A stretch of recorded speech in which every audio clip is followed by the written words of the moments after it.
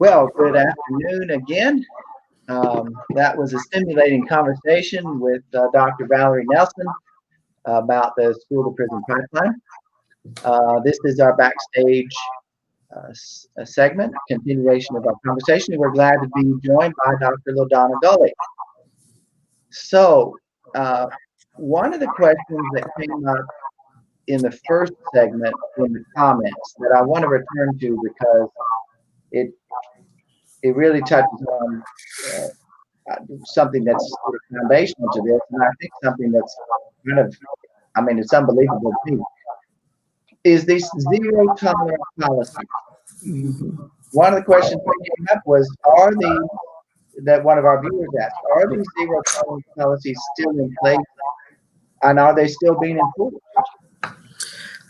Several are still in place. I know that the Texas legislature is supposed to consider some of the Title V felonies that I meant, I didn't name any, but like THC, that is currently a Title V felony here in Texas. And so any student that's bringing THC to school, or then that can be in those vape pens, can get anywhere between 45 and 90 days. If they have more than one or two on them and it is determined that they were intended to sell or distribute, that can be one of those 180-day placements that I mentioned to you earlier.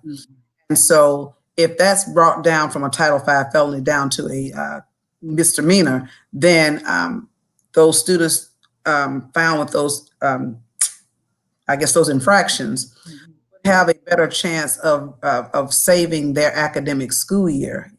Even though they do get academics at JJ, but to be removed from a school for a whole year is a lot to process. And some students, that could be their first infraction, and they be met with such a very, very stiff punishment. And so I'm hoping to see some of the zero tolerance policies completely removed from public school, because I think we can address the needs that we need to with our discipline without zero tolerance. Zero tolerance takes away a principal's discretion to look at each situation individually.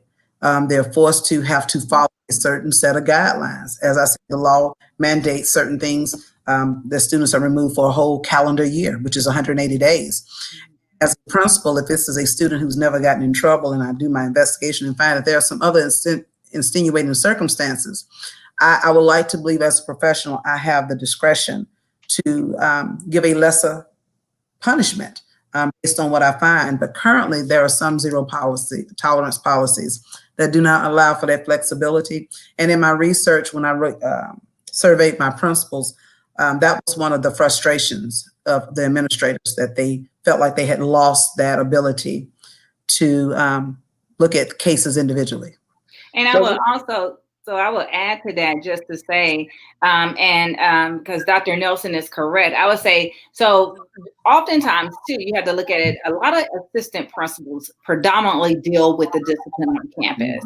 And so it ultimately really is up to, if you want to use mitigating factors, then you have to then go to your principal who can kind of really institute those mitigating factors. So for me, I am going to look at the whole student, and before I even, no matter what the placement is. However, Dr. Nelson is correct. If a student walks in, for instance, with a gun, even if it's a play gun, then I am automatically, my hands are tied in that. And then there's nothing I can do other than put that student in an alternative placement at that time. So we're not talking about zero tolerance with bubble gum or profanity or talking about, we're talking about zero tolerance with felony level. Right. But what has happened, what the impact, the residual impact of zero tolerance and removals that has increased the removals, you're now seeing more discretionary placements where students are sent to the DAP for persistent misbehavior. So that persistent behavior can incorporate the gum chewing, the talking back, the eye roll, the refusing to work, the coming to class tardy and being disruptive. All of these things are poor behavioral choices. And if a principal or an AP decides that this kid has had 10 office referrals and ISS and other interventions that they've tried are not being successful, then they'll look at a discretionary placement to me. And that's why I felt like my work could really be beneficial because, okay, I'm supporting my colleagues and I'm respecting their decision, but what can I do that when that child returns, they're not being sent back to me for a discretionary placement for these behaviors? And Right. so we're moving our mindset from being straight punitive, as you mentioned, because our society is punitive in nature. So therefore, our school policies are punitive in nature. And what you're starting to see in this past 10 years are schools recognizing the error and the trauma that these zero tolerance practices, I'm not going to say just policies, but some practices are having on children and are having on their communities. And they're starting to look for alternative ways to discipline. So you're starting to see schools come up with using PBIS strategies, positive behavior intervention supports. You're starting to see schools do more restorative practices and restorative circles where we talk through those behaviors and how they impact others. You're starting to see house systems where they're building an inclusive, family-oriented atmosphere in schools to help support that inclusive mindset because we've been so exclusionary for so long. And we used exclusion as our sole, it seems like as our sole go-to when we became frustrated with behaviors or when behaviors created situations that teachers or administrators didn't have any other tools in their disposal to use. And, you know, we talked about it earlier, you know, we go to school to learn how to teach. We do get some classroom management training, but we do not get in-depth training to be behavior interventionists or behavior specialists. And so when those types of behaviors present themselves at the schools, all we really have are punitive measures to address them until we can start looking at other services or looking at possible testing services. So, you know, the other problem with that too is that it's not a problem, but it is a challenge. So you have to ask yourself too, are these zero tolerance policies? I mean, unfortunately, you have to ask the question, are they racist? Are they directly punitive for a particular group of students? And although they may not start out as an initial practice, they end up looking that way because when you look at the numbers, it becomes so evident that predominantly Black and brown children are really affected by zero tolerance policies as opposed to non-students of color.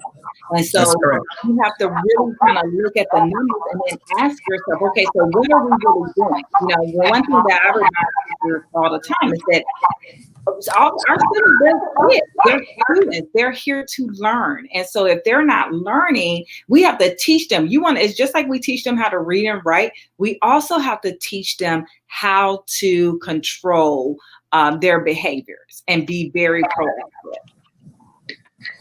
Yeah, so the example we were talking about in the other section, LaDonna, that was from our segment we did with you and Amy about the dialogical nature of Black culture communication in church, for example, and then translating that into the classroom. And I think I shared in that segment because it just strikes me so many times. One of our frequent guests and good friends, Darnell St. Romain, gave us this image of whiteness is the blank sheet of paper. And your job, so to speak, as a Black person is to find your place on that blank sheet of paper.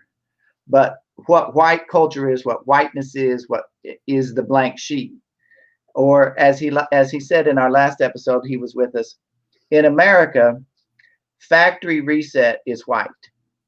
So, you know, when you're looking at everything that I do, the way I see the world is default, is normative, and everyone has to norm to me, then that's a problem. No, absolutely. And I think that that's it. So when we talk about things like diversity, equity, and inclusion, we have to understand that that is not just BIPOC. That's not Black, Indigenous, and people of color. That's everybody. If you really want to be inclusive, then that means you have to look at everybody. And guess what? We maybe don't need to look at a white page. We may need to look at a multicultural sheet of paper and really begin to look there and say, you know what are our differences, but then what are also our commonalities? What really helps bring us together? Church brings us together, having the same faith, being in sometimes the same denomination. Those things are very, very important to people, and they create these bridges.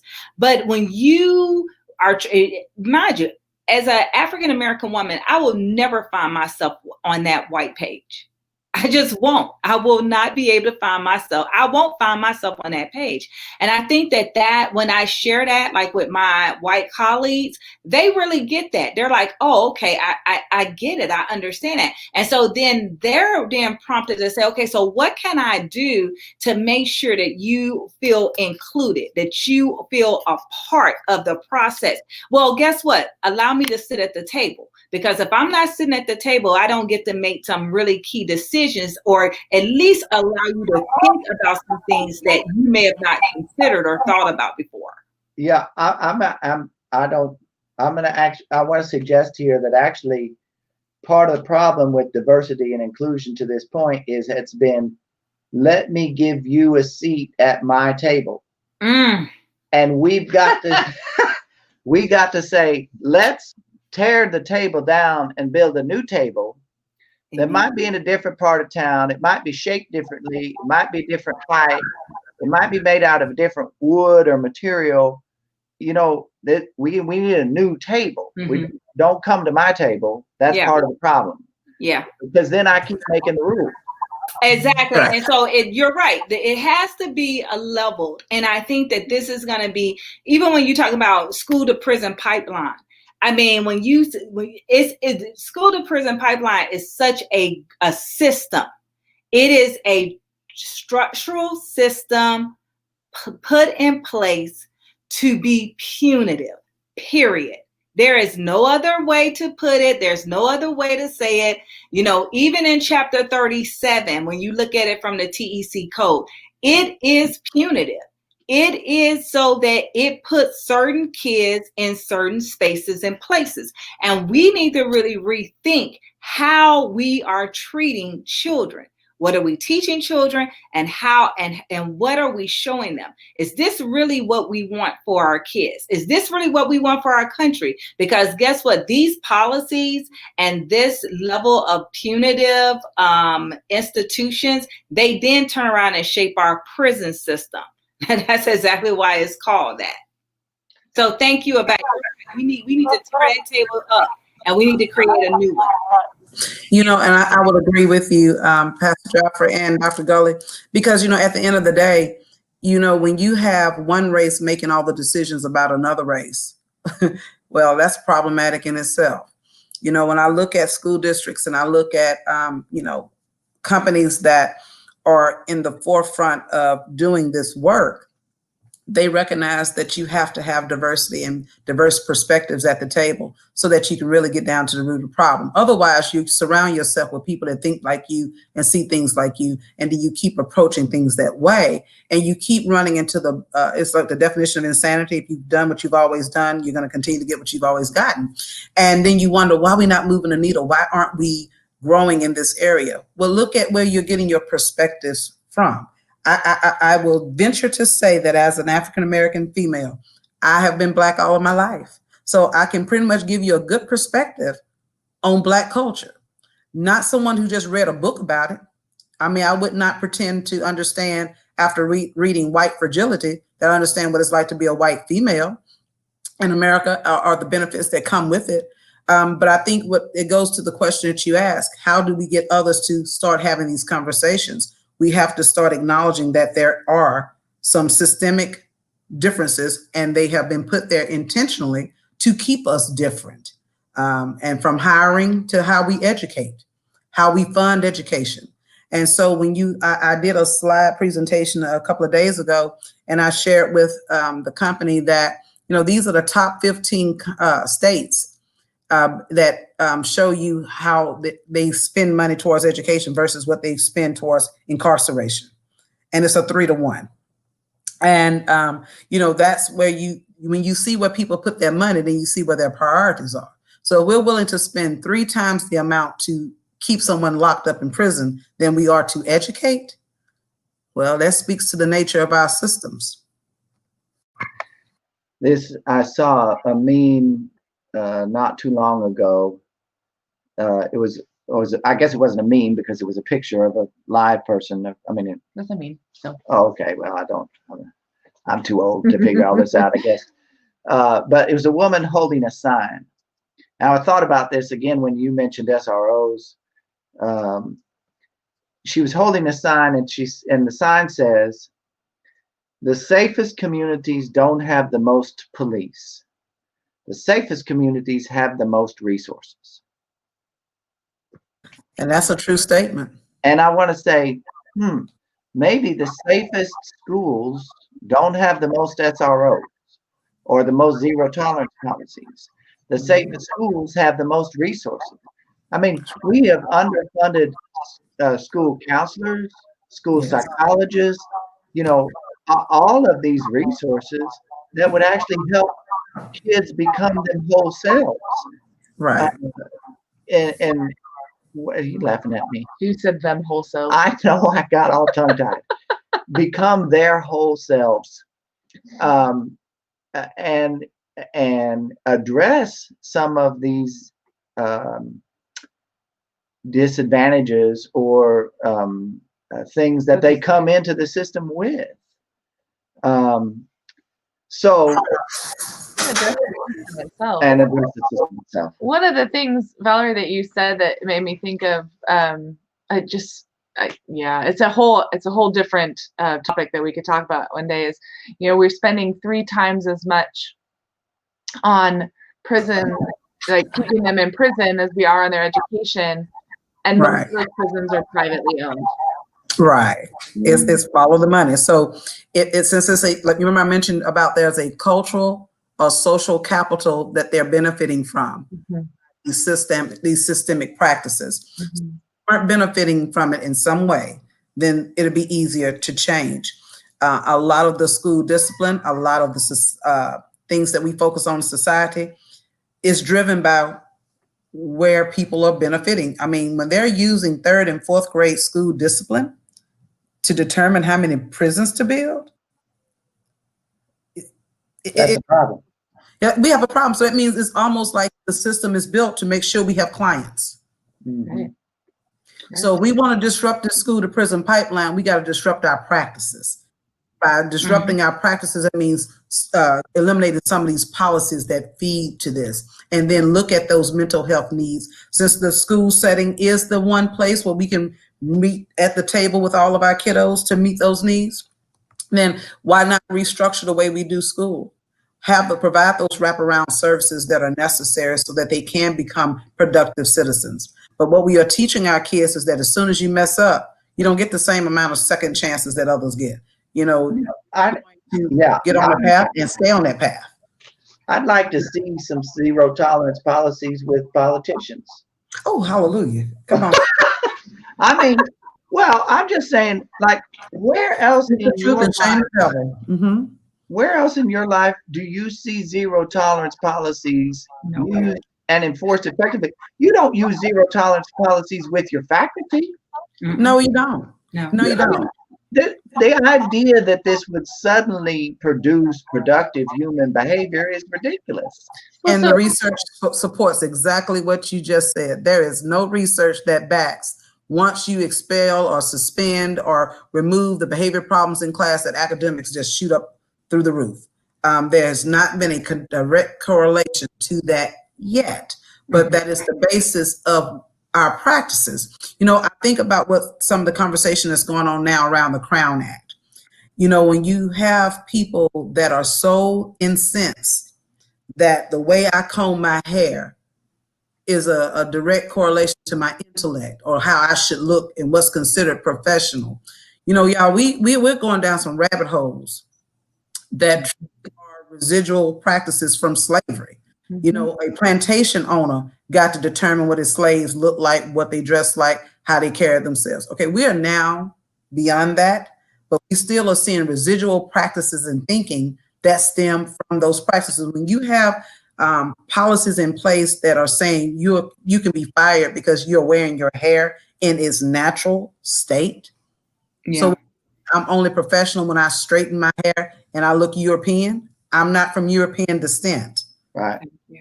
But I will admit I've never had word, anybody criticize the way I comb my hair. you know, but if you've never had to go to court to be determined whether or not you're Right. a person, if you Nope. deserve rights, if Nope. you deserve to exist, if Nope. you never had to go to court to have those things determined, then you've experienced privilege. And that is telling right there. Therein lies the difference between privilege and what privilege is not. It's when I have to turn around and there has to be a law put in place to ensure my human right.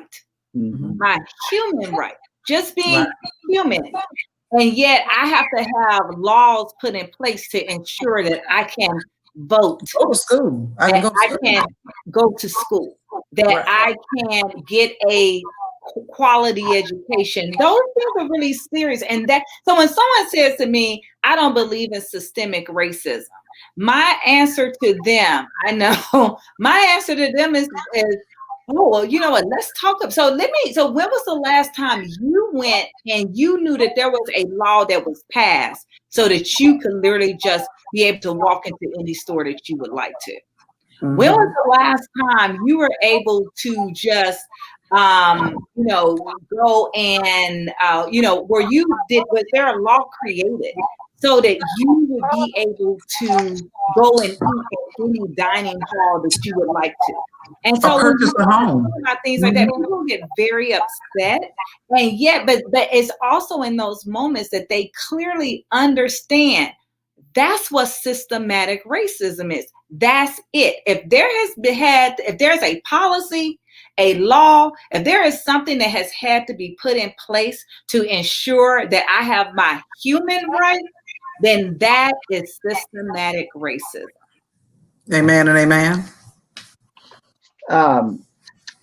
One of the things that came up, you all have mentioned several things. One of the questions that came up in the live segment was, what can we as ordinary citizens, I think they mean not school parents, right? We're not teachers, or not people that are in the system. Not people that are directly connected to or in the system. What can we as ordinary citizens do to help break this school to prison pipeline? So you've mentioned, now I'll just say, friends, we're in the middle of an election right now. Right. One of the things you can do is go, I'm speaking to the camera, go vote. Vote your conscience, but vote.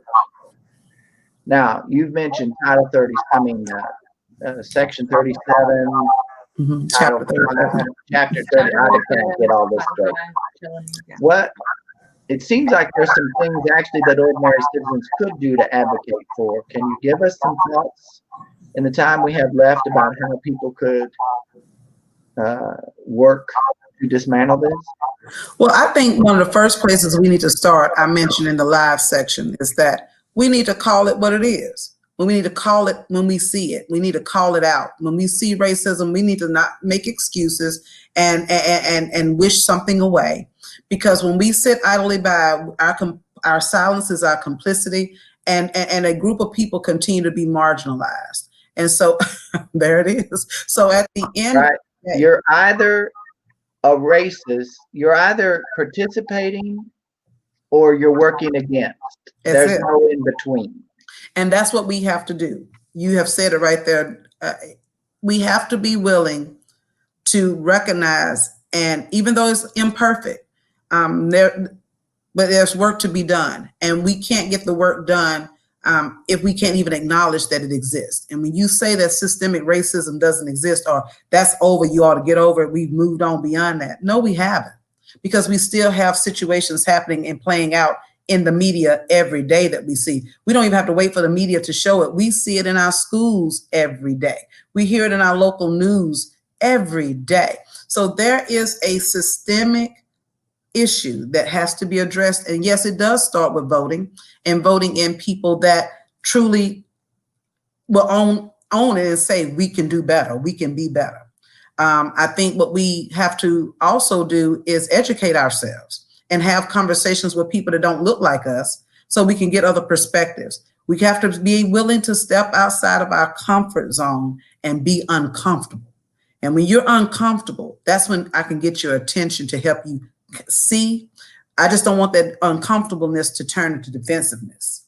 And so I think for a long time as an African-American woman, I've gone about trying to make people feel comfortable with my Blackness. I can no longer do that because your racism is not my issue. It is your issue that you need to work through. You have to ask yourself, why do I feel this way when I see this strong Black woman coming my way? Why am I intimidated?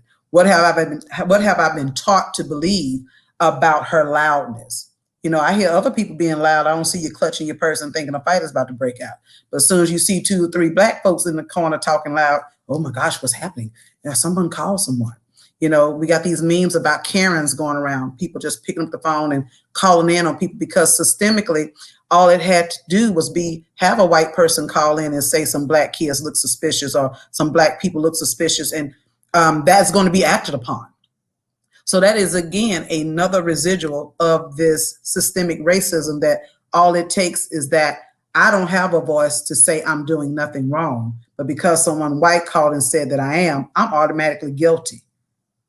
That's where we are as a society, and this is how we as regular citizens can move away from that. Call your friends out on that mess when they speak disrespectfully about another race in your presence and you don't feel that way. But if you stay silent, then you're co-signing.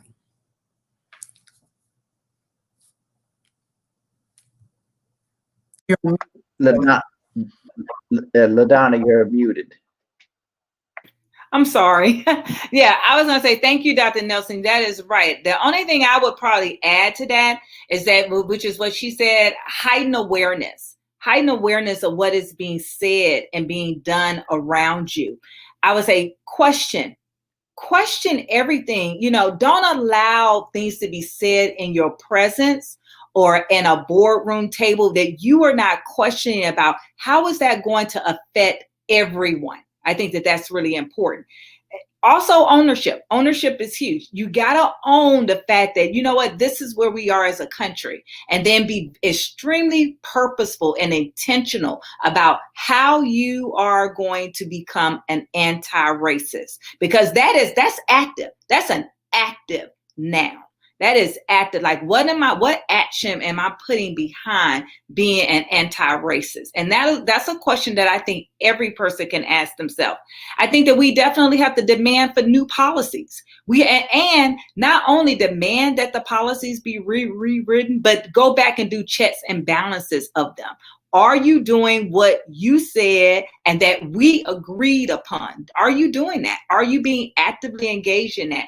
And then insist, especially for public schools, we should become a restorative practice, I think, public school nation. Restorative practices work.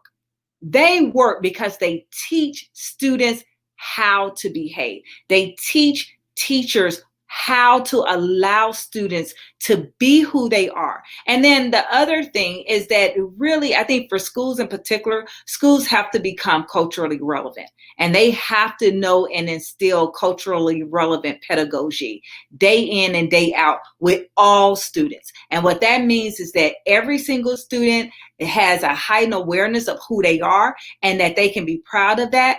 They can also question you. And as a teacher, you are not defensive behind being questioned by a student who doesn't necessarily look like you, because oftentimes that's where the school to prison pipeline begins. I disagree. And then I disagree with what you just said. And instead of you just honoring me as a student, you get upset and you put me out the classroom. And then you write me up for being insubordinate. Yeah, and it can truly be that simple. Now we're down to just raw power. Yeah. And I know this isn't our context because we're talking about public education, but as I mentioned in the other segment, we obviously, as a community, as the individuals, come to this from a Christian perspective. And friends, I mean, you cannot believe in the God who sent Jesus Christ and not believe in restorative practices. Amen. That's just plain and simple. Okay. You can't claim on one hand Jesus is my Lord, and on the other hand believe that punitive practices work, because that's what Jesus came to do, was to show us that punitive practices didn't work, and the only way to repair the world was restorative justice. I mean, that's it. Amen. Amen. Amen. Amen. Amen, Reverend Moore. Well, this has been a very stimulating conversation, and I happen to know that Stephen people like to vote, and they like to write their legislators. And we're coming up on a legislative session in Texas. So if there are specific policies changes that we need to advocate, then let's be in conversation, because I know plenty of St. Stephen people who will pick up the phone or get on a bus and travel to Austin to advocate for certain policy changes. Absolutely. So we're extremely grateful for your time. Oh, it's a pleasure. And for this stimulating conversation, and for helping us understand a little bit about how the school to prison pipeline works. Well, thank you so much for the invite. It's been a pleasure to share this information. This is very important work, and Dr. Moore and is Dr. Heather as well? No, just Reverend. Heather. Sorry, Reverend. Okay, but Heather, look, we're gonna get you through that too. Reverend Heather. No, not yet. We're good. I just really appreciate you having this conversation. This is the beginning. More people, these hard and uncomfortable conversations about race, and agreeing to agree that some work needs to be done, and that work starts with us personally.